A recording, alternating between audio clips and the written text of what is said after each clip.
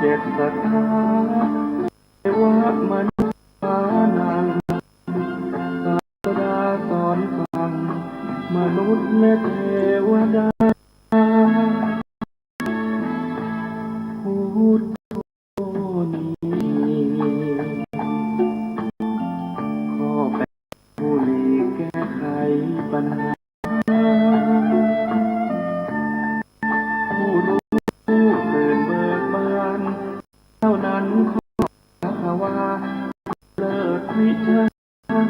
ยอดพระธรรม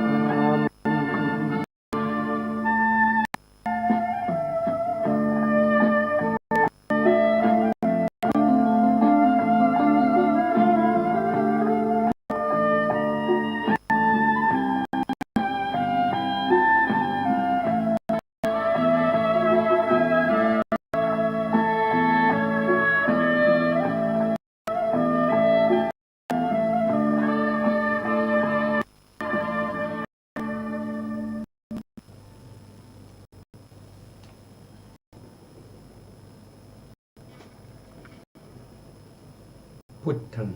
สรณังคัจฉามิธัมมังสรณังคัจฉามิสังฆังสรณังคัจฉามิกราบนมัสการพระมหาเถระพระสังฆาธิการลานุเถระสวัสดีท่านผู้ฟังและชมทุกท่านกลับมากับรายการพระไตรปิฎกลอยฟ้าครั้งนี้เป็นครั้งที่51ยังอยู่ในเรื่องของการรู้ยิ่งหรือรู้ชัดในทางมโนทวารวิถีในทางมโนทวารวิถีก็จะมีที่ควรรู้ยิ่งแล้วก็รู้ชัดรู้ยิ่งด้วยสภาวะนั้นก็คือได้แก่วังคจิตวัชนาจิตแล้วก็ชวนาจิตซึ่งมโนทวารเป็นวิถีที่ให้เกิดการเคลื่อนไหวอิริยาบถเกิดการนึกคิดทั้ง3ทวารไม่ว่าจะเป็นกายทวารวจีทวารแล้วก็มโนทวารก็ล้วนแต่เกิดจากวิถีที่เป็นทางมโนทวารวิถีหมดเลยซึ่ง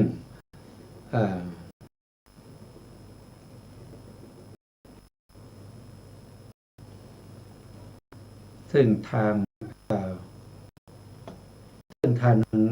ปัญจทวารวิถีเนี่ยสามารถที่จะให้เกิดการเคลื่อนไหวอิริยาบถหรือว่าเกิดการกล่าววาจา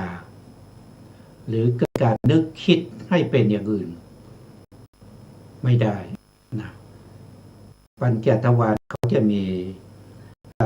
อารมณ์ธรรมนั่นก็คือคิดนั่นก็คือมีสีเป็นอารมณ์มีเสียงเป็นอารมณ์มีกลิ่นเป็นอารมณ์แล้วมีรสเป็นอารมณ์แล้วก็มีโผฏฐัพพะเป็นอารมณ์แล้วก็ต้องเป็นอารมณ์ที่เป็นปัจจุบันด้วยทางปัญจทวารนะครับทางปัญจทวารจะเอาอารมณ์ที่เป็นอดีตอนาคตมาเกิดในปัญจวิถีไม่ได้นะรายการนี้ก็เป็นรายการที่นำเสนอความรู้เกี่ยวกับพระธรรมคำสั่งสอนทางพระพุทธศาสนาทางสายของเถรวาทนะครับชื่นยึดถือพระไตรปิฎกที่พระอรหันต์500 องค์เป็นผู้ได้ทำสังฆายนาขึ้นเป็นครั้งแรกหลังจากที่พระพุทธเจ้าปรินิพพานไปได้3 เดือนนะครับแต่ไม่ใช่เป็นบาลีนี้เป็นแปลเป็นอักษรไทยนะครับแปลเป็นอักษรไทยเพราะบาลีนั้น มันมีแต่เสียงนะมันไม่มีตัวอักษรนะครับเข้าไปประเทศไหนประเทศนั้นก็จะรองรับด้วยอักษรของประเทศนั้นนะอย่างประเทศพม่านะครับพระบาลีเข้าไปในประเทศพม่าก็เอาอักษรพม่านั้นมารองรับพระบาลีเข้ามาในประเทศไทยก็เอาอักษรไทยมารองรับเสียงของพระบาลีจะเข้าไปเขมรเข้าไปกัมพูชาหรือว่าจะเข้าไปในศรีลังกาหรือประเทศใดก็ตามนะครับประเทศอังกฤษอเมริกานะครับก็เอาอักษรของประเทศนั้นๆมารองรับเสียงพระบาลีอันนี้ก็เป็นคำสั่งสอนทางพระพุทธศาสนา เราไม่ได้ใช้คำสั่งสอนของพระพุทธเจ้าท่านไม่ได้ใช้ภาษาสันสกฤตนะท่านใช้ภาษาบาลีซึ่งเป็นภาษาของมคธนะมคธแต่พระพุทธองค์ใช้ภาษานี้ที่พระองค์ตรัสไปก็เป็นพระบาลีคำว่าพระบาลีนั้นหมายถึงว่าเป็น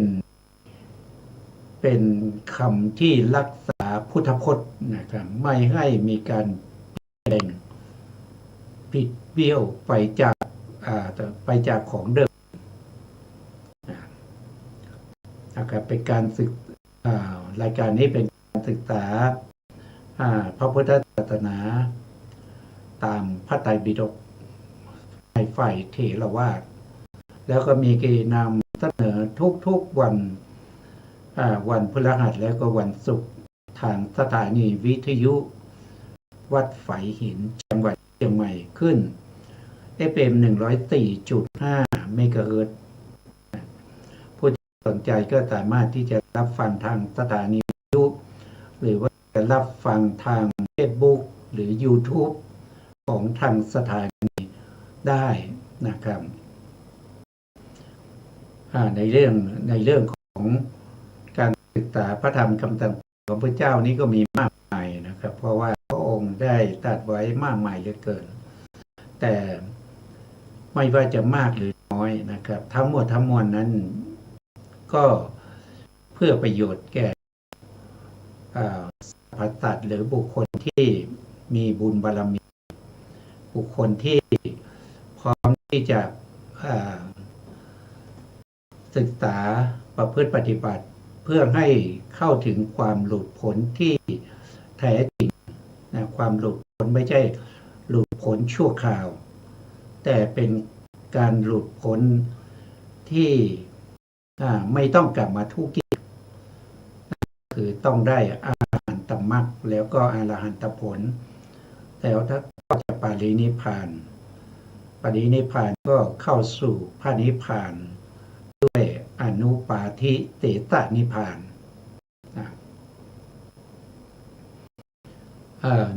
ในวันนี้ก็ยัง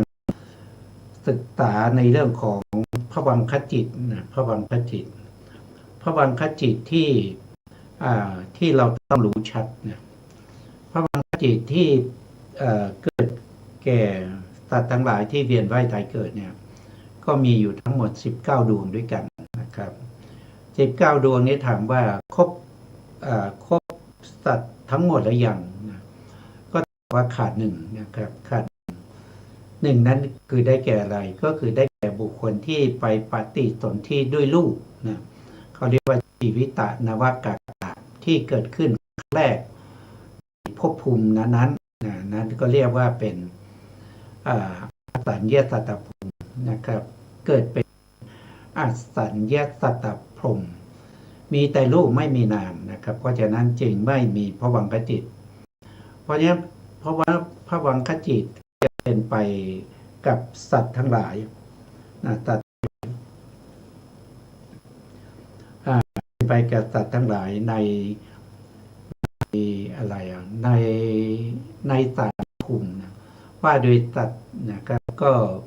ถ้าว่าโดยบุคคลนะครับถ้าว่าบุคคลก็มี12บุคคลด้วยกันมี12บุคคล บุคคลก็จะมีหนึ่งก็คือทุกขติภูมินะทุกขติภูมิก็จะเป็นทุกขติบุคคลนะทุกขติบุคคลก็จะเป็นพวกที่เกิดในอบายภูมิสี่แล้วก็จะมีอาเหตุกะบุคคลหนึ่งนะครับอาเหตุกะบุคคลหนึ่งแล้วก็ทวิเหตุกะบุคคลหนึ่งติเหตุกะปุถุชนหนึ่งแล้วก็พระอริยบุคคลสี่คู่นะสี่คู่8บุรุษนะครับ8บุรุษถ้าเราตัดเอาอสัญญาสัตตภูมิออกไปนะครับทั้งมวลนั้นก็อาศัยภวังคจิตนะภวังคจิตที่ทำให้เกิดการเวียนว่ายนะเกิดการเวียนว่ายนั้นมีอยู่ทั้งหมด9ดวงตามที่เราทราบกันอยู่นะครับนะและเรากำลังศึกษาในส่วนที่เพื่อให้รู้ชัดนะรู้ชัดในภวังคจิตเราก็รู้ชัดเนี่ยโดยรู้ชัดด้วยรู้ชัดก็คือรู้ว่าเขามีอารมณ์อะไรนะครับเขาเกิดที่ไหนถ้าเขาไปเกิดได้อย่างไรนะครับก็จะมีรายละเอียดอยู่ในตารางที่ผมนำมาแสดงให้ท่านได้เห็นกันนะถ้าฟังทางวิทยุก็คงจะไม่เห็นตารางนะครับแต่ถ้าดูใน YouTube หรืออยู่ใน Facebook นะครับก็จะเห็นตารางปรากฏในหน้าจอนะครับในหน้าจอของท่านนะครับ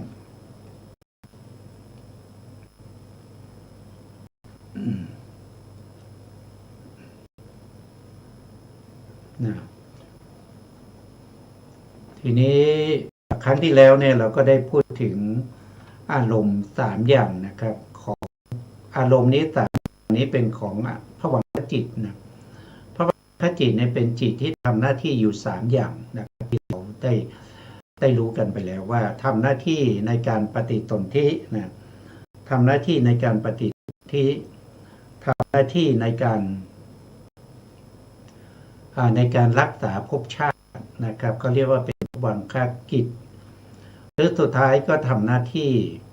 สุดท้ายเลยนะครับก็ทำหน้าที่จุตินะจุติก็คือมรณะก็คือตายแต่คำว่าจุติเนี่ยหมายถึงว่าการเคลื่อนนะครับเคลื่อนจากภพไปนะภพไหนก็ภพที่เป็นปัจจุบันนะครับเคลื่อนจากภพเป็นปัจจุบันไปนะภพที่เป็นปัจจุบันอย่างเราก็เป็นมนุษย์ใช่ไหมครับอย่างเรานี่ก็เกิดมนุษย์นะครับก็เป็นของใครของมันนะครับที่ได้มาตั้งแต่ปฏิสนธินะเราก็มาดูนะครับเดี๋ยวมาดูทบทวนอารมณ์ที่เป็นกรรมอารมณ์นิดหนึ่งนะครับเราได้เรียนไปแล้วนะครับกรรมเนี่ยนะครับกรรมอารมณ์นี้เป็นอารมณ์ของภวังคจิตภวังคจิต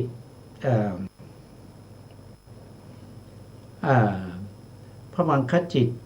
กี่ดวงนะครับภวังคจิตที่รับกรรมอารมณ์เนี่ยก็จะมีภวังคจิตอยู่10 ดวงอยู่10 ดวง10 ดวงนั้นก็คือได้แก่อะไรก็คือได้แก่อาเหตุกะสันติรณะอาเหตุกะกุศลวิบากนะหรือเรียกว่าอุเบกขาสันติรณะอกุศลวิบากอันนี้ก็ทำปฏิสนธิในอบายภูมิก็คือเป็นภวังคจิตที่นำไปเกิดในอบายภูมิ4 ภูมิด้วยกันมีเดรัจฉานเปรตอสุรกายแล้วก็สัตว์นรกไปด้วยปฏิสนธิดวงเดียวนั่นก็คือได้แก่อุเบกขาสันติรณะอกุศลวิบากดวงที่2นั้นก็คืออุเบกขาสันติรณะกุศลวิบากอันนี้เป็นกุศลนะครับเมื่อกุศลจะไปเกิดที่ไหนนะ ศลก็ไม่ไปเกิดในอบายแน่นอนนะครับ เกิดที่ไหนก็เกิดเป็นมนุษย์นะครับ เกิดเป็นมนุษย์หรือเทวดา ทีนี้เขาเป็นอเหตุกะเขาไม่มีเหตุอะไรประกอบเลยนะครับมีเจตสิกประกอบอยู่10 ดวงนะ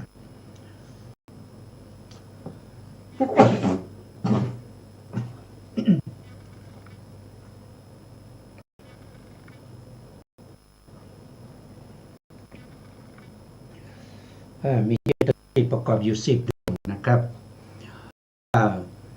ไม่มีเหตุไม่มีโลภะหรือว่าไม่มีเหตุที่เป็นกุศลหรืออกุศลถ้าเป็นอกุศลเป็นโลภะเหตุก็ไม่มีโทสะเหตุก็ไม่มีโมหะเหตุก็ไม่มีแต่ถ้าเป็นกุศลก็อโลภะเหตุก็ไม่มีอโทสะเหตุก็ไม่มีอโมหะเหตุก็ไม่มีแต่เป็นกุศลวิบากกุศลวิบากนี้เกิดจากกุศลที่เราทำนะที่เราทำไปแต่ว่าเป็นกุศลประเภทที่มีกำลังอ่อนมีกำลังอ่อนก็คือยกตัวอย่างเช่นเวลาเราทำบุญเนี่ยเราไม่ได้ตั้งใจทำนะครับทำให้มันพ้นไปนะครับอย่างทำอย่างเด็กนะเด็กที่พ่อแม่พาไปทำบุญด้วยนะพ่อแม่ก็บอกให้เด็กว่าเอาลูกนะเอาของนี้ใส่บาตรให้หลวงพ่อนะเอาเนี่ยของนี้ใส่บาตรให้หลวงพี่หลวงเด็กมันก็ไม่รู้อะไรมันก็หยิบของไปใส่บาตรเท่านั้นเองนะครับเป็นบุญไหมเป็นบุญนะครับบุญนี้มีกำลังไหมไม่มีกำลังบุญนี้ประกอบด้วยปัญญาไหมไม่ได้ประกอบด้วยปัญญาไม่ได้ประกอบด้วยความไม่โลภไม่ได้ประกอบด้วยความไม่มีโทสะแต่เป็นบุญเมื่อผลของการกระทำนี้เกิดขึ้นนะครับก็จะทำให้ได้ภวังคจิตที่เป็นอุเบกขาสันติรณะอกุศลวิบากมาทำหน้าที่ปฏิสนธิที่ไหนปฏิสนธิในภูมิที่เป็นมนุษย์เกิดมาเป็นมนุษย์นะครับหรือว่าเกิดมาเป็นเทวดาแต่เป็นเทวดาชั้นต่ำที่อยู่ตามพื้นแผ่นดินชั้นจตุมมาราชิกาภูมิเทวดานะครับเกิดมาแล้วก็ขาดตกบกพร่องอะไรขาดตกบกพร่องก็คืออาจจะมนุษย์ก็ตาบอดนะฮะอาจจะตาบอดมาแต่กำเนิดหรือว่าหูหนวกมาแต่กำเนิดนะหรือว่าปัญญาไม่บริบูรณ์นะครับไม่บริบูรณ์เป็นคนที่เข้าใจยากเป็นคนที่เป็นปัญญาอ่อนอย่างนี้นะครับอันนี้ก็เกิดจากบุญที่เราทำนะทำด้วยบุญที่ไม่ประกอบด้วยขีดนะไม่ประกอบด้วยปัญญาไม่ประกอบด้วยเหตุอื่นๆแล้วก็มีอ่อนให้ผลมาเป็นอุเบกขาสันติรณะกุศลวิบากอันนี้ก็หลักนะเกิดมาคนนี้ฟังธรรมก็ไม่รู้เรื่องนะครับจะศึกษาพระธรรมก็ไม่รู้เรื่องไม่ต้องจะหวังอะไรในความเจริญก้าวหน้าในทางพุทธศาสนา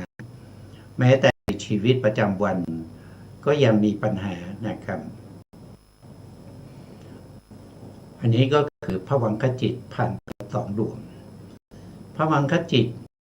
ต่อมาก็ภวังคจิตที่เป็นมหากุศลวิบากนะเป็นวิบากนะเป็นมหากุศลวิบากนะถ้าเราจะดูในแผนภูมินะถ้าเราดูในภูมิก็คือได้แก่ตรงนะครับที่เป็นสีเขียวตรงนี้นะครับมีอยู่8 ดวงนะครับแต่ที่จะพูดถึงก็คือ4 ดวงข้างหลังนะ4 ดวงข้างหลังนี้นะเป็นประเภทที่ไม่ประกอบด้วยปัญญาแต่ไม่ว่าเป็นอเหตุกะเพราะว่าเขามี อาโลภาเหตุนะครับความโลภอาโทสะเหตุความไม่โกรธแต่เขาไม่มีอาโมหะเหตุนะครับ4 ดวงด้วยกัน4 ดวงนี้เกิดจากอะไรก็เกิดจากการทำบุญนะการทำบุญแล้วประกอบด้วยปัญญาแต่มีกำลังมากนะครับมีกำลังมากไม่ประกอบด้วยปัญญานะหรือว่าเป็นประเภทที่ทำบุญแล้วประกอบด้วยปัญญาแต่เป็นปัญญาที่มีกำลังอ่อนนะที่มีกำลังอ่อนเมื่อให้ผลมาจะเป็นมหาวิบากดวงที่3นะดวงที่4นะครับดวงที่4ดวงที่7ดวงที่8นะครับนี้เรียกว่าเป็นทวิเหตุกะวิบากนะประกอบด้วย2บุคคลคนนี้ก็สมประกอบนะครับอวัยวะครบ32ไม่เป็นบุคคลที่เป็นปัญญาอ่อนเป็นบุคคลที่สามารถศึกษาทางโลกได้อย่างปกตินะสามารถที่จะศึกษาทางโลกไปจนถึงเป็นเลิศได้นะแต่เขามีปัญหาในเรื่องของคุณธรรมทางพระพุทธศาสนาคือเขาเป็นบุคคลที่ไม่สามารถที่จะทำฌานได้ไม่สามารถที่จะเจริญวิปัสสนาได้แต่ฟังธรรมรู้เรื่องนะแต่ไปประพฤติปฏิบัติยังไม่เข้าถึงอุปจารสมาธิไม่สามารถเห็นนามได้นะครับนี่คือบุคคลที่เกิดด้วยทวิเหตุกะเขาเรียกว่าไม่ประกอบด้วยปัญญาเกิดด้วยเหตุ3ก็คือมหาวิบากดวงที่3เรียกว่าสมนัสสะคตังญาณวิปยุตตังอาสังขาริกังนะครับถ้าเป็นดวงที่4ก็จะเป็นสมนัสสะคตังญาณวิปยุตตังตสังขาริกังจิตที่เกิดขึ้นพร้อมด้วยความดีใจไม่ประกอบด้วยปัญญามีการชักชวนมีการชักชวนให้เกิดขึ้นอันนี้มีกำลังอ่อนแล้วก็ดวงที่7นะครับดวงที่7ก็เป็นอุเบกขาสาคตังญาณวิปยุตตังอาสังขาริกังเป็นจิตที่อาสังขาริกนะคือจิตที่มีกำลังแต่ไม่ประกอบด้วยปัญญาญาณวิปยุตแล้วก็เป็น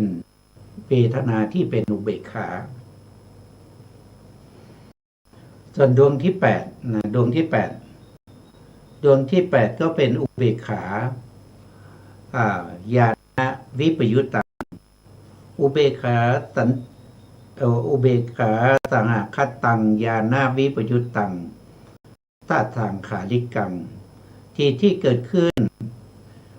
พร้อมกับอุเบกขาพร้อมกับความเฉยๆไม่ประกอบด้วยปัญญามีการชักชวนนี่เป็นภวังคจิตดวงที่8เป็นญาณวิปยุตประกอบด้วยเหตุ2ไม่มีปัญญาทำไมเราต้องมาศึกษาอย่างนี้นะก็เพราะว่าภวังคจิตเป็นธรรมที่ควรรู้ยิ่งเป็นธรรมที่เราจะต้องทำให้ชัดเจนมันจึงต้องมีการศึกษารู้ทั้งที่เป็นบัญญัติรู้ทั้งที่เป็นปรมัตถ์บัญญัติคืออะไรบัญญัติก็คือชื่อนะชื่ออย่างที่ผมได้กล่าวไปนะครับก็เป็นสมนัสสะคตังญาณวิปยุตตังอาสังขาริกังจิตที่เกิดขึ้นพร้อมด้วยความดีใจไม่ประกอบด้วยปัญญา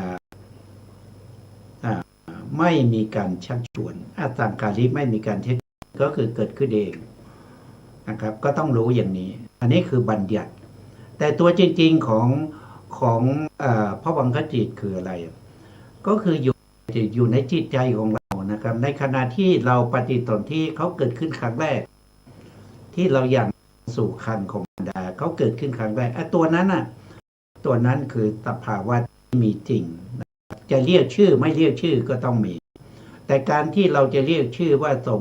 สมนัสสะคตัง วิปยุตตังอัตตาลิกังเนี่ยจิตที่เกิดขึ้นพร้อมด้วยความดีใจไม่ประกอบด้วยปัญญาไม่มีการชักชวนอันนี้เป็นชื่อถ้าไม่มีชื่อก็เพราะว่าเราไม่ได้อยู่คนเดียวในโลกนี้เรายังจะต้องมีการสื่อสารทำความเข้าใจกับบุคคลอื่นนะครับชื่อเป็นสิ่งที่เป็นโลหารที่ชาวโลกเขายอมรับใช้ในการสื่อสารในชีวิตประจำวันในชีวิตประจำวันแม้แต่พระพุทธองค์ก็ยังไม่ละเว้นซึ่งบัญญัติทั้งหลายนะครับพระองค์ก็ยังบัญญัติธรรมทั้งหลายลงในอริยสัจสี่นะครับลงในปรมัตถธรรมทั้งหลายถ้าลงในอริยสัจสี่ก็หนีทุกข์เนี่ยอันนี้ก็พระองค์บัญญัติหนีทุกขสมุทัยอันนี้ก็พระองค์บัญญัติหนีนิโรธอันนี้ก็พระองค์บัญญัติหนีทุกขคามินีปฏิปทาอริยสัจอันนี้ก็พระองค์บัญญัติไม่มีใครที่จะสามารถบัญญัติอย่างนี้ได้นะครับก็พระองค์บัญญัติมา 2,600 กว่าปีแล้วก็ยังไม่มีใครที่จะมาคัดค้านยังไม่มีใครที่จะมาขอแก้ไขว่ามันไม่ถูกมันน่าจะอริยสัจมันน่าจะมี5หรือว่าอริยสัจมันไม่น่าจะสี่มันมีแค่3เนี่ย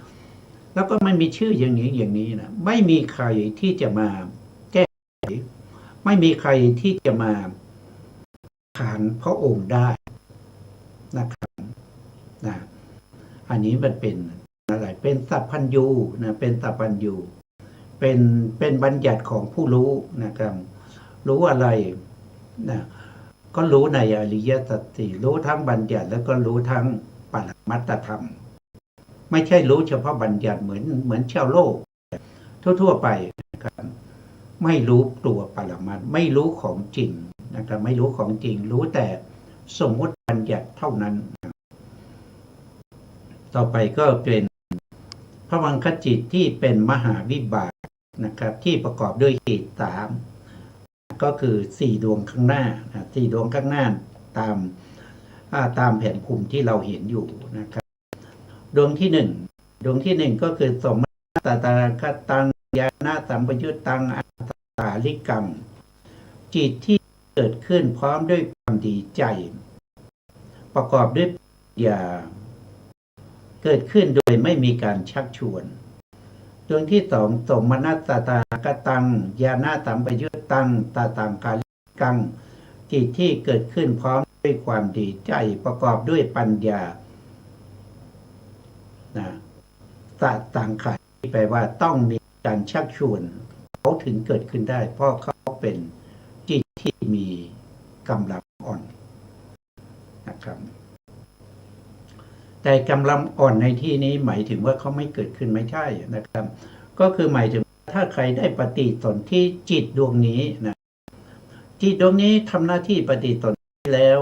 หลังจากนั้นเขาก็จะเกิดขึ้นเองนะครับหน้าที่เป็นภวังคจิตนะครับไปจนถึงนู่นทำหน้าที่เป็นครั้งสุดท้ายคือจุติจิตเคลื่อนจากภพหรือตายจากภพนี้ไปเกิดภพใหม่เขาเกิดขึ้นเองนะไม่มีการชักชวนนะครับคำว่าตัดตามขาลิกเนี่ยหมายถึงว่ามันมีกำลังอ่อนมันมีกำลังอ่อนประกอบด้วยปัญญาก็จริงแต่มีกำลังอ่อนนะครับก็เลยมีตัดสังขาริกนะครับแตกต่างจากดวงที่1เป็นอสังขาริกคือไม่มีการชักชวนแสดงถึงการมีกำลังมากนะครับแล้วต่อมาก็จะเป็นดวงที่5นะครับดวงที่5ก็อยู่ข้างล่างที่1นะครับดวงที่1ของข้างหน้าดวงที่1ของข้างล่างนะครับเป็นดวงที่5ของมหาวิปากจิตนะอุเบกขาสันติรณะอุเบกขาโทษทีนะครับอุเบกขาตาคตังญาณสัมปยุตตังอาตังขาลิกังจิตที่เกิดขึ้นพร้อมด้วยความเฉยประกอบด้วยปัญญาไม่มีการชักชวนจิตที่6นะครับอุเบกขา หคตังญาณสัมปยุตตังตะตังกาลิกังจิตที่เกิดขึ้นพร้อมด้วยความเฉยๆประกอบด้วยปัญญาต้องมีการชักชวนนะครับก็เกิดขึ้น4 ดวงนี้นะครับดีกว่าจิต4 ดวงข้างหลังเพราะอะไรเพราะเขาประกอบด้วยปัญญาแล้วเขาประกอบด้วยปัญญาแล้วทางโลกก็สามารถที่จะศึกษาได้ไปถึงด็อกเตอร์นะอย่างที่ว่าไปนะอย่างที่นะวิปยุทธ์นะแต่เขามีข้อพิเศษนะครับข้อพิเศษของเขาก็คือถ้าบุคคลไหนได้ปฏิสนธิที่เป็นญาณสัมปยุตหรือมีปัญญาประกอบเขาสามารถที่จะเจริญสมาธิให้ได้ถึงอัปปนาก็คือสามารถได้ปฐมฌานทุติยฌานตติยฌานจตุตฌานจนถึงอรูปฌานสมาบัติสามารถจะทำอภิญญาได้ขึ้นอยู่กับเขาทำหรือไม่เขาจะมีความเพียรไหมเขามีบารมีเก่าไหมก็ขึ้นอยู่กับนั้นอีกนะครับแต่ถามว่าทำได้ไหมทำได้นะสามารถบรรลุได้แล้วก็สามารถที่จะเอาฌานต่อวิปัสสนาเห็นรูปเห็นนามนะครับเห็นปัจจัยของรูปนามเห็นขึ้นตั้งอยู่ดับไปเข้าถึงพระไตรลักษณ์อนิจจังทุกขังอนัตตาสามารถที่จะเข้าถึงความเบื่อคลายกำหนัดเข้าถึงความหลุดพ้นเห็นมรรคเห็นผลได้นิพพานเป็นอารมณ์ก็อยู่ที่ญาณสัมปยุต4 ดวงข้างหน้านะครับ4 ดวงข้างหน้าที่คือดวงที่1 ดวงที่2 ดวงที่5แล้วก็ดวงที่6ในมหาวิบาก8นี่เป็นอะไรเป็นกามาวจรนะเป็นจิตที่เกิดขึ้นในกามาภูมินะครับเกิดในกามาภูมิเท่านั้นนะจะไม่เป็นในรูปภูมิหรือรูปภูมิขาดเฉพาะในอะไร ถ้าเป็นมหาวิบากก็เกิดเฉพาะในมนุษย์กับเทวดานะครับเกิดในมนุษย์1เทวดา6ถ้าเป็นอุเบกขาสันติรณะนะครับดวงที่นะครับที่เป็นอาหิตุกัปสนวิบากก็เกิดในมนุษย์1แล้วก็เกิดในเทวดาชั้นต่ำนะชั้นจาตุมาลธิกาที่เรียกว่าภูมิธาตุเทวดานะครับส่วนอุเบกขาสันติรณะกุศลวิบากนี้เกิดได้4 ภูมิแต่ถ้าว่าโดยเป็นบุคคลมากมายเหลือเกินเพราะสัตว์เดรัจฉานมีมากมายนะครับ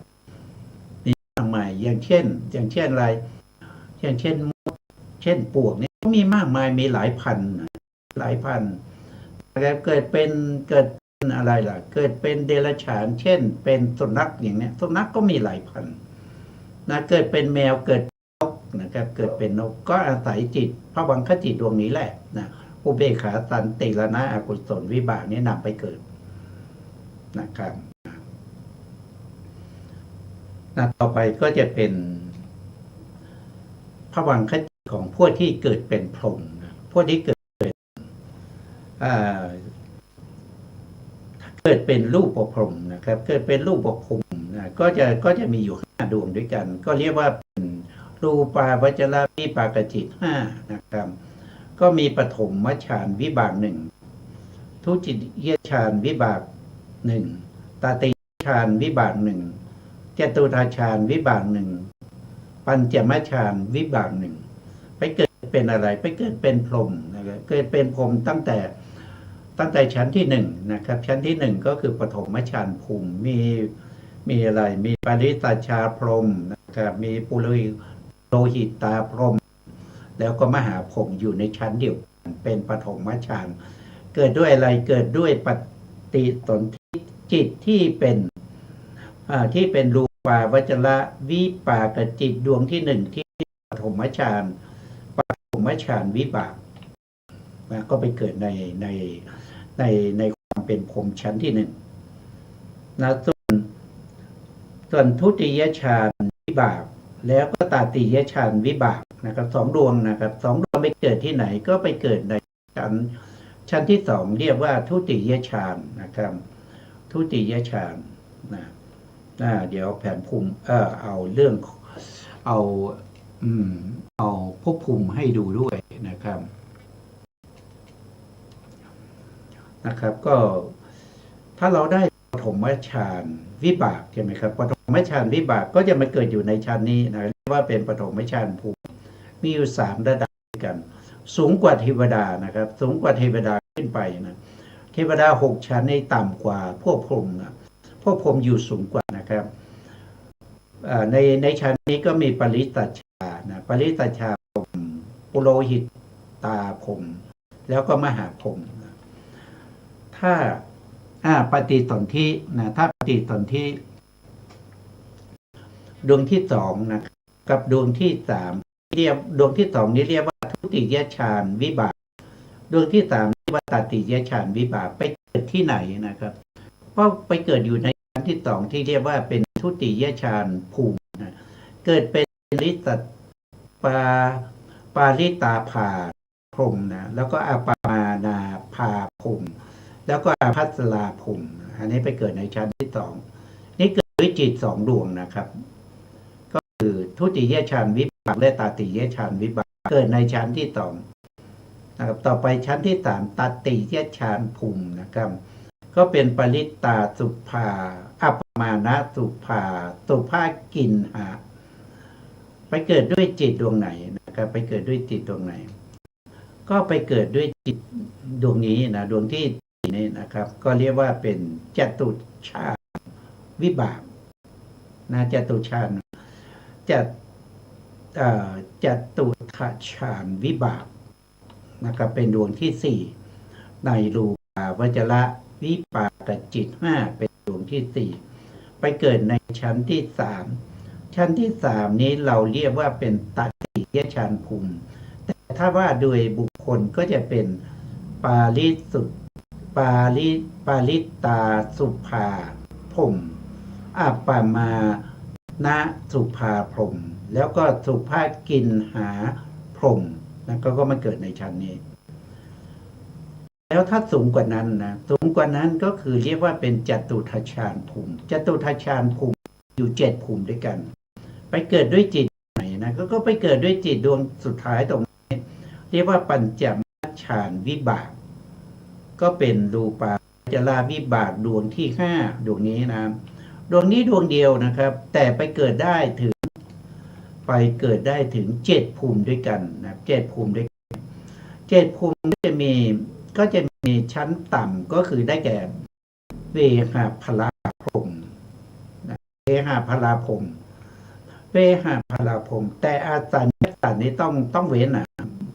ตรงนี้เขาบอกจิตแต่เกิดได้จริงๆแล้วมีอยู่6นะครับอาสัญญาสันไม่ได้เกิดด้วยจิตแต่เกิดด้วยรูปว่าชีวิตนวกาลาที่เกิดขึ้นครั้งแรกในอาสัญญาสัตตภูมิอันนี้คือเกิดเป็นคนที่มีแต่รูปไม่ใช่คนนะเป็นตนผมนี้เรียกว่าเป็นตนนะเกิดมีแต่รูปอย่างเดียวนะครับเวหาพลานี่มีทั้งรูปทั้งนามนะอันนี้เกิดด้วยปัญจมฌานวิบากนะแล้วก็ยังมีสุทธาวาสอีก5ภูมิด้วยกันนะสุทธาวาสนี่เป็นที่เกิดของพระอนาคามีก็เกิดด้วยปัญจมฌานวิบากเหมือนกันนะครับตั้งแต่ชั้นที่1ก็คือหาพรหมชั้นที่2อัปตปาพรหมชั้นที่3สุทธัสสาพรหมชั้นที่4สุทธัสสีพรหมชั้นที่5ชั้นสุดท้ายอากนิฐาพรหมนะครับอากนิฐาพรหมแล้วก็ในภพภูมิเหล่านี้เขาจะไม่เกิด3ภูมินะไม่เกิด3ภูมิแล้วก็ไม่เกิดภูมิที่ต่ำกว่าเช่นเราได้เป็นพระอนาคามีแล้วเราไปเกิดในอวิหานะถ้าเรายังไม่ได้เป็นพระอรหันต์เนี่ยเราก็จะเริ่มเลื่อนขึ้นไปนะเลื่อนขึ้นไปที่อัตตปานะครับจะอยู่ที่เดิมไม่ได้นะครับเข้าไปที่อัตตปาตายจากอัตตปายังเป็นพระอนาคามียังไม่ได้เป็นพระอรหันต์ก็เลื่อนขึ้นไปที่สุทธัสสานะสุทธัสสาเมื่อตายแล้วยังไม่ได้เป็นพระอรหันต์นะ จะกลับมาที่อวิหาหรืออัตตปาไม่ได้นะแล้วก็ไม่ซ้ำที่เดิมนะครับ ต้องขึ้นไปนะขึ้นไปที่สุทธัตถีเมื่อไปถึงสุทธัตถีก็ยังไม่ได้เป็นพระอรหันต์นะครับ ก็ต้องขึ้นไปที่อากนิฐาพอไปถึงอากนิฐานี้ทุกคนนะครับ ในภพภูมิจะต้องเป็นพระอรหันต์นะจะต้องเป็นพระอรหันต์แล้วก็จะต้องปรินิพพานในภพนี้นะพระอนาคามีทั้งหลายที่ไปเกิดในอากนิฐานี้จะต้องเป็นพระอรหันต์ทุกองค์นะครับแล้วจะปรินิพพานในภพนี้นะเพราะฉะนั้นพรหมที่เป็นสุทธาวาสพรหมเนี่ยเขาจะไม่เกิดซ้ำที่เดิม แล้วเขาไม่เกิดในภูมิที่ต่ำกว่า อย่างเช่นเป็นอากนิฐาแล้วจะกลับมาเกิดที่สุทัสสีอย่างนี้ไม่ได้นะครับ จะไม่กลับมาเกิดในภูมิที่ต่ำกว่า ไม่เกิดสามภูมิ จะต้องปรินิพพานในอากนิฐานะครับทุกองค์ที่มาถึงตรงนี้ต้องปรินิพพาน แล้วทีนี้ถามว่าในอวิหารได้ปรินิพพานได้ไหมก็ได้นะครับ ถ้าเราเป็นอนาคามีเรามาเกิดในอวิหารใช่ไหมครับเราก็เจริญวิปัสสนาจนได้เป็นพระอรหันต์แล้วเราก็ปรินิพพานในอวิหารได้เลยนะถ้าไปอัตตปาก็เช่นเดียวกันปรินิพพานตรงนี้ก็ได้ต้องเป็นพระอรหันต์ก่อนนะถ้าเป็นสุทัสสาก็ปรินิพพานตรงนี้ได้ต้องเป็นพระอรหันต์ก่อน หรือว่าจะเป็นสุทัสสีนะครับก็ต้องเป็นพระอรหันต์ก่อนแล้วปรินิพพานในภูมินี้จะไม่ซ้ำภูมิจะไม่เกิดในภูมิที่ต่ำกว่าแต่บุคคลที่ไม่สามารถทำพระอรหันต์ในสุทาวาสภูมิสี่เบื้องล่างนี้ก็ต้องไปปรินิพพานที่อากนิฐาภูมิแน่นอนนะครับอันนี้เป็นแน่นอนนะครับอันนี้ก็เป็นภวังคจิตหรือเป็นจิตที่ทำปฏิสนธิภวังค์แล้วก็จุติของพวกพรหมนะครับที่เรียกว่ารูปาวจรวิปากจิต5นะครับอันนี้เกิดเป็นพรหมนะมีอยู่5ดวงนะครับพรหมที่ไปเกิดนี้จะมีอยู่สี่ระดับนะ4ระดับก็คือปฐมฌานภูมิทุติยฌานภูมิตติยฌานภูมิจตุตฌานภูมิมี5ดวงนี้เพราะฉะนั้นดวงที่2กับดวงที่3นี้เขาจะเกิดในภพภูมิเดียวกันนั่นคือทุติยฌานภูมินะดวงที่4นี้ไปเกิดในตติยฌานภูมิดวงที่5ไปเกิดในจตุตฌานภูมิไปนะครับพูดมาถึงตรงนี้ก็เราพอจะเข้าใจหรือว่าเราพอจะรู้แจ้งในเรื่องของภวังคจิตบ้างยังหรือว่าเรารู้ยิ่งในภวังคจิตบ้างหรือยังนะครับคือต้องรู้นะครับเพราะว่ามันเป็นสิ่งที่สำคัญมันเป็นสิ่งที่จะนำพาเราไปสู่ความพ้นทุกข์นะครับต่อไปรูปนะก็จะมีจิตที่นำไปเกิดอยู่4ดวงด้วยกันนะครับเรียกว่าเป็นรูปาวจรวิปากจิต4ดวงที่1ชื่อว่า อากาสานัญจายตนะวิปากจิตนะครับดวงที่1นะดวงที่1ไปเกิดที่ไหนก็ไปเกิดในรูปภูมินะครับไปเกิดในรูปภูมิอยู่ตรงไหนนะครับก็สูงกว่ารูปภูมิขึ้นไปสูงกว่ากนิฐาภูมิขึ้นไปนะครับขึ้นไปสูงไป1ระดับเรียกว่าเป็นอากาสานัญจายตนะภูมินะผู้ที่ได้รูปฌานนะครับพอได้รูปฌานที่5นะครับที่เรียกว่าปัญจมัชฌานในพิธรรมหรือที่เรียกว่าเป็นจตุตฌานในสูตรนะครับแล้วเพิกกสิณนะครับเพิกกสิณพออารมณ์วิปัสสนานะครับก็โทษอารมณ์ของสมถะนะครับอารมณ์ของสมถะที่จะมาถึงปัญจมัชฌานเนี่ยปัญจมัชฌานเนี่ยมีอยู่เท่าไหร่นะก็มีเราก็นับดูนะครับ ปัญจมฌานนะในปัญจมฌานคือที่ดวงนี้นะที่ดวงนี้นะถ้าเป็นบุตุชนก็จะเป็นกุศลใช่ไหมก็เรียกว่าปัญจมฌานกุศลถ้าเป็นพระอรหันต์ก็จะเรียกว่าเป็นปัญจมฌานกิริยานะครับถ้าเราได้มาถึงตรงนี้นะครับตรงนี้เนี่ยมีอารมณ์นะครับเขาเรียกว่าอารมณ์ของฌานก็คือได้แก่กสิณ10นะได้แก่กสิณ10อานาปานสติ1นะครับแล้วก็อุเบกขาพรหมวิหาร1นะครับก็จะมีอยู่12นะครับในอารมณ์40เนี่ยที่จะได้ถึงฌานที่5เนี่ยมีอารมณ์อยู่แค่12นะก็คือกสิณ10อานาปานสติ1แล้วก็อุเบกขาพรหมวิหารอีก1ทีนี้ในการที่เขาจะทำฌานให้สูงขึ้นไปในอารูปถ้าทำฌานไปในอารูปเนี่ยจะมีฌานที่สามารถที่จะเพิกกสิณได้อยู่8ดวงเท่านั้นเองได้อยู่8ดวงเท่านั้นเองนะครับจะเอาทั้ง12เนี่ยไปเพิกกสิณแล้วก็จะไปอารูปเนี่ยไม่ได้นะครับจะมีอยู่8หน่อยนั่นก็คือได้แก่ธาตุกสิณ4นะครับแล้วก็วรรณกสิณอีก4ธาตุกสิณก็คือกสิณดินปฐวีกสิณกสิณน้ำก็คืออาโปกสิณกสิณไฟก็เรียกว่าเตโชกสิณกสิณลมก็เรียกว่าวายโยกสิณอันนี้เป็นธาตุกสิณอันนี้สามารถเราไปเพิกกสิณได้นะครับ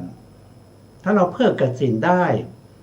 แล้วเราอยู่ในอารมณ์ที่เราเพิกกสิณนั้นนะครับติดแน่นเป็นอารมณ์ของจิตเราก็ได้อารมณ์ปัจฌานที่หนึ่งเรียกว่าเป็นอากาสานัญจายตนะฌานนะแล้วก็วรรณกสิณอีก4นะครับก็คือได้แก่อุทตกสิณอันนี้คือสีขาวนะครับแล้วก็ได้แก่นิลกกสิณนี่ได้แก่สีเขียวเข้มนะแล้วก็โลหิตกสิณสีแดงนะครับแล้วก็ปีตกสิณสีเหลืองนะครับวรรณกสิณ4อย่างนี้สามารถเพิกกสิณได้นะครับก็เอานำไปเพิกกสิณเมื่อเพิกกสิณแล้วมันเป็นความเวิ้งว้างมันไม่มีสีอีกแล้วนะครับสีนั้นเราเพิกเข้าไปก็เหลือแต่ช่องเป็นความเวิ้งว้างจิตแนบอยู่ในอารมณ์ที่เวิ้งว้างไม่มีอะไรนะครับนั่นก็เรียกว่าเป็นอากาสานัญจายตนะนะเมื่อได้อากาสานัญจายตนะแล้วนะครับเมื่อเราตายลงเราตายลงเราไม่ได้เป็นพระอริยบุคคลนะครับเราก็ได้ภวังคจิตดวงใหม่นะดวงใหม่นั้นก็คือดวงนี้นะครับภวังคจิตที่เป็นอากาสานัญจายตนะวิบากนะอากาสานัญจายตนะวิบากนำไปเกิดที่ไหนก็มาเกิดในภพภูมินี้นะสูงกว่าอากนิฐาภูมินะขึ้นมา1ระดับเรียกว่าอากาสานัญจายตนะภูมิก็มาเกิดอยู่ในนี้มีแต่นามนะครับมีแต่เวทนาขันธ์มีแต่สัญญาขันธ์สังขารขันธ์แล้วก็วิญญาณขันธ์นะครับภวังคจิตที่เกิดขึ้นนะภวังคจิตที่เกิดขึ้นในรูปภูมินี้เขามีเจตสิกประกอบอยู่30ดวงเขามีเจตสิกประกอบ30ดวงนะครับถ้าเป็นรูปาวจรวิบากนี่เขายังมากเนี่ยปฐมฌานนี่เขามีถึง35นะ35นะเดี๋ยวเราก็จะพูดถึงเรื่องของเจตสิกที่ประกอบนะครับตอนนี้เราผ่านก่อนนะครับต่อไปถ้าบุคคลคนนั้นนะครับอยากจะได้อากินจัญญาคืออยากจะได้ทำอารูปฌานให้สูงขึ้นไปนะให้สูงขึ้นไปเพราะฉะนั้นเขาก็จะต้องละทิ้งอารมณ์ที่เป็นความเวิ้งว้างนะครับความเวิ้งว้างแล้วก็มาเอาอากาสานัญจายตนะกุศลนี้เป็นอารมณ์ก็คือเอาจิตของตัวเอง นะที่เคยได้มาที่เป็นอากาสานัญจายตนะกุศลเป็นอารมณ์หรือบางทีเป็นพระอรหันต์ก็เอาอากาสานัญจายตนะกิริยานี้เป็นอารมณ์นะครับเมื่อมีจิตที่เป็นอากาสานัญจายตนะกุศลหรืออากาสานัญจายตนะกิริยาเป็นอารมณ์แนบแน่นอยู่ในจิตนั่นแสดงว่าบุคคลนั้นกินโทษทีวิญญาณัญจายตนะนะครับถ้าเป็นบุตุชนหรือเป็นพระเสกบุคคลก็จะเป็นวิญญาณัญจายตนะกุศลนะครับก็จะได้ดวงนี้แล้วก็ถ้าเป็นพระอรหันต์ก็จะได้ดวงนี้ก็เรียกว่าวิญญาณัญจายตนะกิริยาแล้วปุถุชนนั้นถ้าตายนะครับถ้าตายฌานไม่ดีไม่เสื่อมก็จะได้วิญญาณัญจายตนะวิบากวิญญาณัญจายตนะวิบากก็นำไปเกิดในอรูปภูมิชั้นที่สองได้มาเกิดเป็นวิญญาณัญจายตนะพรหมนะครับ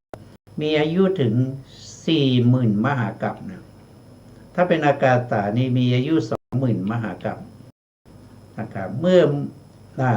มาถึงตรงนี้นะเขาก็จะทำอรูปฌานต่อไปนะครับหรือว่าถ้าเป็นปุถุชนนะปุถุชนที่เป็นมนุษย์หรือส่วนมากก็จะเป็นมนุษย์นะครับก็ทำฌานต่อไปถ้าได้วิญญาณัญจายตนะแล้วก็ทำฌานต่อไปให้ได้อากินจัญญายตนะนะครับอากินจัญญายตนะอากินจัญญายตนะก็อยู่ตรงนี้นะเนี่ยที่เป็นกุศลอยู่ตรงนี้นะครับก็เรียกว่าอารูปาวจระอารูปาวจนะนะครับที่เป็นกุศลนะครับหรือเรียกว่าเป็นอากินจัญญายตนะที่เป็นกุศลแล้วจะทำยังไงให้ได้ดวงนี้ขึ้นมาท่านก็บอกว่าจากเดิมที่มี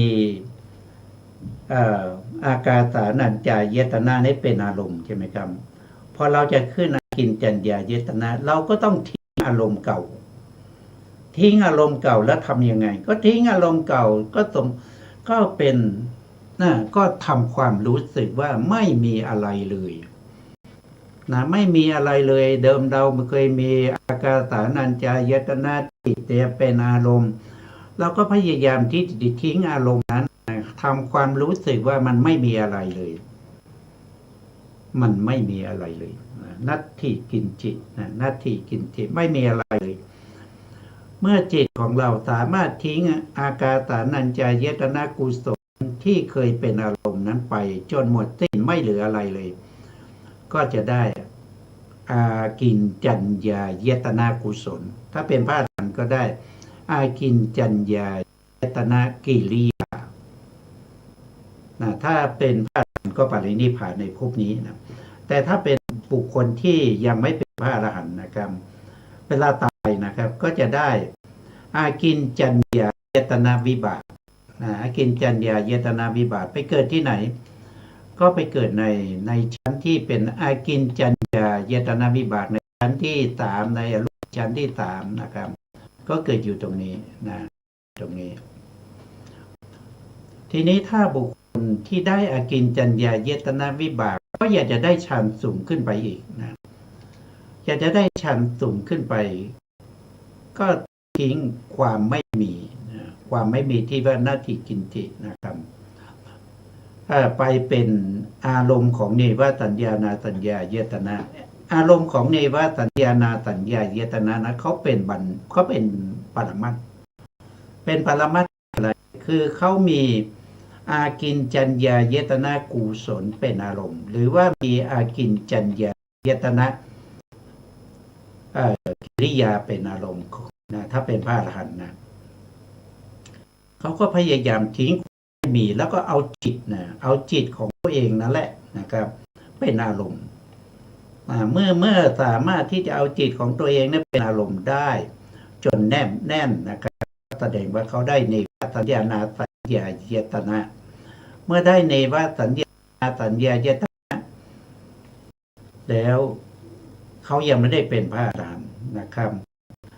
เขาก็จะตาย พอเขาตายเขาจะได้เนวสัญญานาสัญญายตนาวิบากเขาไปเกิดอยู่ในชั้นสูงที่สุดนะครับ เรียกว่าเป็นเนวสัญญานาสัญญายตนาภูมิหรือว่าเป็นภวกภูมินะครับ ตรงนี้เป็นภวกภูมิ มีอายุอยู่ถึง 84,000 มหากัปนะครับยาวมากเลยนะแต่สุดท้ายหมดอายุก็ต้องตายนะตายแล้วทำไงก็มาเกิดเป็นมนุษย์อีกนะครับนี่ก็เป็นธรรมดาของอะไร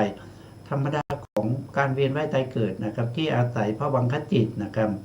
ที่เป็นอารมณ์อาศัยภวังคจิตพาไปนะครับเพราะฉะนั้นเราควรรู้ชัดในเรื่องของภวังคจิตนะครับ ตามที่พระองค์ได้เทศนาตั้งตอนไว้นะวันนี้เวลาเราหมดแล้วนะครับ เพราะฉะนั้นเราก็ต้องคืนเวลาให้ตั้งสถานีต่อไปนะครับ สุดท้ายนี้นะครับ ก็ขอกราบขอบคุณพระครูสมุทรวิศวัตรวรกิจผู้อำนวยการสถานีวิทยุเพื่อการศึกษาพระพุทธศาสนาและวัฒนธรรมได้ขอกราบขอบคุณครูปริยัติยานศาสตร์ขอบคุณท่านผู้ฟังและผู้ชมทุกท่านนะครับ ที่ให้เกียรติติดตามในรายการพระไตรปิฎกลอยฟ้าพบกันใหม่ในครั้งต่อไปครับวันนี้ลาไปก่อนครับสวัสดีครับ